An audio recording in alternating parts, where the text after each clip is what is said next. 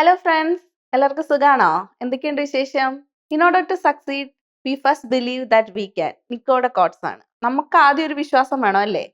നമ്മളിലൊരു വിശ്വാസം ഉണ്ടെങ്കിൽ മാത്രമേ നമുക്ക് സക്സസ്സിലേക്ക് എത്താനായിട്ട് സാധിക്കൂ. അപ്പൊ എല്ലാവരും നല്ല കാര്യങ്ങൾ ചെയ്യുന്നു, സന്തോഷമായിട്ടിരിക്കുന്നു എന്ന വിശ്വാസത്തിൽ നമുക്ക് നമ്മുടെ വീഡിയോയിലേക്ക് കിടക്കാം. അപ്പൊ ഇന്ന് നമ്മൾ ഡിസ്കസ് ചെയ്യാൻ പോകുന്ന ടോപ്പിക്സ് വാർണിംഗ് സൈൻസ് അല്ലെങ്കിൽ ഡേഞ്ചർ സൈൻസ്.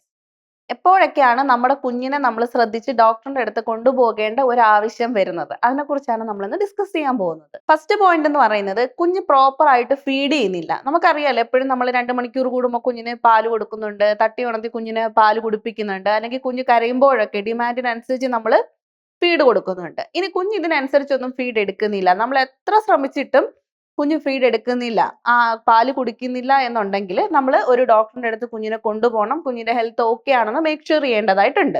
കുഞ്ഞ് എപ്പോഴും കരയുന്നത് നമുക്കറിയാലോ. കുഞ്ഞു പിള്ളേരാകുമ്പോൾ അവരെപ്പോഴും ഇങ്ങനെ കരഞ്ഞുകൊണ്ടിരിക്കും.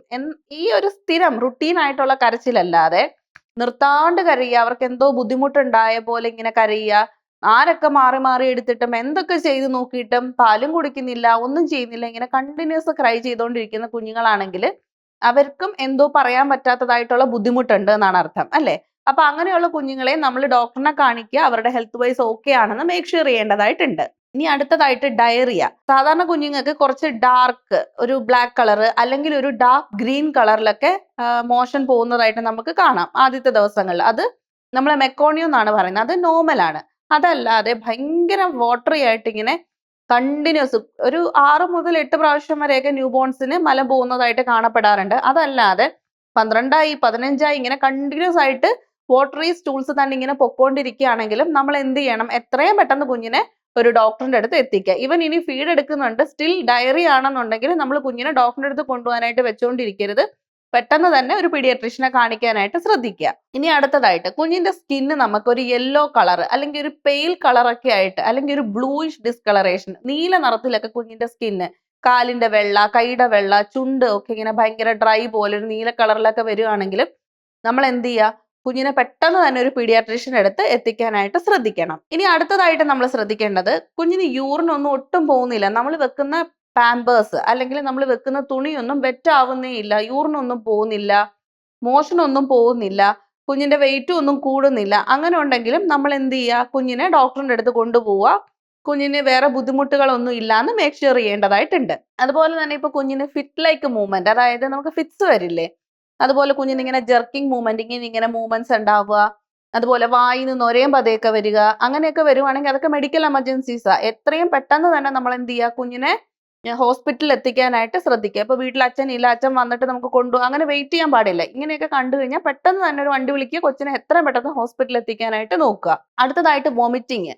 നമ്മളിപ്പോൾ കുഞ്ഞിനെ ചില സമയത്ത് നമ്മൾ എല്ലാ ഫീഡ് കഴിയുമ്പോഴും നമ്മൾ കുഞ്ഞിനെ ഇങ്ങനെ തട്ടി ബേപ്പ് ചെയ്ത് ഗ്യാസ് കളയാറുണ്ട്, അല്ലേ? ആ സമയത്ത് ചിലപ്പോൾ ചെറുതായിട്ടൊന്ന് കവിട്ടിയെന്നിരിക്കും, അല്ലെങ്കിൽ ഒത്തിരി പാല് കുടിച്ചിട്ട് ചിലപ്പോൾ ഒന്ന് കവിട്ടിയെന്നിരിക്കും. അതൊന്നും അല്ലാതെ ഇങ്ങനെ വലിയ ക്വാണ്ടിറ്റിയിൽ വോളിയം കൂടുതലായിട്ട് ഇങ്ങനെ കണ്ടിന്യൂസ് ആയിട്ട് വോമിറ്റ് ചെയ്തുകൊണ്ട് നിൽക്കുകയാണെങ്കിൽ നമ്മൾ എത്രയും പെട്ടെന്ന് കുഞ്ഞിനെ ഹോസ്പിറ്റലിൽ എത്തിക്കാനായിട്ട് നോക്കണം. അടുത്തതായിട്ട് നമ്മൾ ശ്രദ്ധിക്കേണ്ട കാര്യം എന്താണെന്ന് വെച്ചാൽ, ഇപ്പം നമ്മൾ ഡയപ്പർ വെക്കുക അല്ലെങ്കിൽ തുണി വെക്കുക ഒക്കെ ചെയ്യുന്നു. ആ സമയത്ത് നമ്മളിപ്പം തുണി മാറ്റാൻ നോക്കുമ്പോൾ കുഞ്ഞിന്റെ ഡയപ്പറോ അല്ലെങ്കിൽ തുണിയോ ഒട്ടും വെറ്റായിട്ടില്ല, അല്ലെങ്കിൽ സ്റ്റൂൾ ഒന്നും പാസ് ചെയ്യുന്നില്ല, ഒരു ദിവസമായിട്ടും ഒന്നും പാസ് ചെയ്യുന്നില്ല, അങ്ങനെ ഉണ്ട്, അല്ലെങ്കിൽ യൂറിനൊന്നും പാസ് ചെയ്യുന്നില്ല, ഒട്ടും തന്നെ വെറ്റ് ആകുന്നില്ല എന്ന് കാണുകയാണെങ്കിലും നമ്മൾ ഡോക്ടറിന്റെ കൺസൾട്ടേഷൻ തേടേണ്ടത് അത്യാവശ്യമാണ്. കാര്യം കുഞ്ഞിന്റെ ഫീഡ് എടുക്കുന്നു, പുറത്തോട്ട് പോകുന്നില്ല, അല്ലെങ്കിൽ ഫീഡ് എടുക്കുന്നില്ല, പുറത്തോട്ടും ഒന്നും വരുന്നില്ല, കുഞ്ഞിന് വെയിറ്റ് ഗെയിൻ ചെയ്യുന്നില്ല, കുഞ്ഞ് ക്ഷീണിച്ച് വരുന്നതേ ഉള്ളൂ.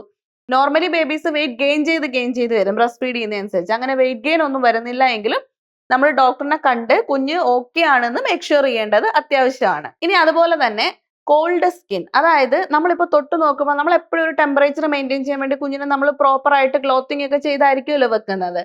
അങ്ങനെ ആണെങ്കിൽ തന്നെ കുഞ്ഞിന്റെ കൈയും കാലും ഒക്കെ ഭയങ്കരമായിട്ട് തണുക്കുക, നോർമൽ റൂം ടെമ്പറേച്ചറിലാണ്, എന്നിട്ടും ഭയങ്കരമായിട്ട് സ്കിന്നൊക്കെ ഇങ്ങനെ തണുത്ത് കോൾഡ് ക്ലാമി ആയിട്ട് ഇരിക്കുകയാണെന്നുണ്ടെങ്കിലും നമ്മൾ കുഞ്ഞ് ഓക്കെ ആണെന്ന് മേക്ക് ഷുവർ ചെയ്യേണ്ടത് അത്യാവശ്യമാണ്. നമുക്ക് ജസ്റ്റ് വേണമെങ്കിൽ ഒന്ന് കവറൊക്കെ ചെയ്ത് റൂമിന്റെ AC ഫാനൊക്കെ ഓഫ് ചെയ്ത് കുറച്ച് നേരം ചെക്ക് ചെയ്യാം. എന്നിട്ടും കുഞ്ഞ് ഓക്കെ ആവുന്നില്ല, തണുപ്പാണ്, കുഞ്ഞ് വീണ്ടും നല്ല തണുത്തിരിക്കുകയാണ്, ചൂടാവുന്നില്ല എന്നുണ്ടെങ്കിൽ നമ്മളൊരു ഡോക്ടറെ കാണിച്ച് നമ്മൾ മേക്ക് ഷുവർ ചെയ്യുക എല്ലാം ഓക്കെ ആണെന്നുള്ളത്. ഓക്കെ, അപ്പൊ ഇത്രയൊക്കെയാണ് ഡേഞ്ചർ സയൻസിൽ എനിക്ക് പറയാനുള്ളത്. പിന്നെ അതുപോലെ തന്നെ ഒരു കാര്യം കൂടി ആഡ് ചെയ്തോട്ടെ. ഇപ്പം ഒരുപാട് അമ്മമാര് സ്ഥിരമായിട്ട് കംപ്ലൈന്റ് പറയുന്ന ഒരു കാര്യമാണ് സ്ലീപ്പ് പാറ്റേൺ കുഞ്ഞുങ്ങളുടെ. കുഞ്ഞുങ്ങൾ യൂഷ്വലി 8 to 12 ടൈംസ് ആയിട്ടാണ് ഉറങ്ങുന്നത്. അവർ ഇച്ചിരി നേരം ഉറങ്ങും, പിന്നെ എഴുന്നേൽക്കും, വീണ്ടും പാല് കുടിക്കും, വീണ്ടും യൂറിൻ പാസ് ചെയ്യും, അപ്പൊ കരയും, വീണ്ടും അപ്പിയിടും, അപ്പൊ കരയും. അങ്ങനെ ഇങ്ങനെ ഡിഫിക്കൽട്ട് ആണ് മദേഴ്സിന് ഓഫ് കോഴ്സ് അല്ലേ. ഇനി എപ്പോഴും നമ്മൾ എന്ത് ചെയ്യുക, കുഞ്ഞിന് ഒരു സ്ലീപ്പ് സൈക്കിൾ ഉണ്ടാക്കാനായിട്ട് കുഞ്ഞിലെ തൊട്ട് തന്നെ ശ്രദ്ധിച്ചു വരിക. ഫീഡ് കൊടുക്കുക, അതിനുശേഷം നന്നായിട്ട് കിടത്തി ഉറക്കുക, അതുപോലെ കുളിച്ച് കഴിഞ്ഞിട്ട് ഉറക്കുക. അതല്ല കുഞ്ഞ് കരയാണ്, വീണ്ടും വിശക്കുകയാണെങ്കിൽ അതിന് വയറ് നിറച്ച് പാല് കൊടുക്കുക. അതായത് ഒരു 3 മിനിറ്റ് കഴിയുമ്പോൾ കുഞ്ഞ് ഉറങ്ങുമ്പോൾ എടുത്ത് കിടത്തി വീണ്ടും ഓഫ് കോഴ്സ് അതൊരു യൂറിൻ പാസ് ചെയ്യുമ്പോൾ വിശക്കും, എന്നിട്ട് അത് വീണ്ടും എണീറ്റ് കരയാൻ തുടങ്ങും. അമ്മയ്ക്കും ബുദ്ധിമുട്ടാണ്, കുഞ്ഞിനും ബുദ്ധിമുട്ടാണ് അല്ലേ. അപ്പൊ കുഞ്ഞിനും ഒരു കണ്ടിന്യൂസ് സ്ലീപ്പ് വേണം, അമ്മയ്ക്കും കുറച്ച് റെസ്റ്റ് വേണം.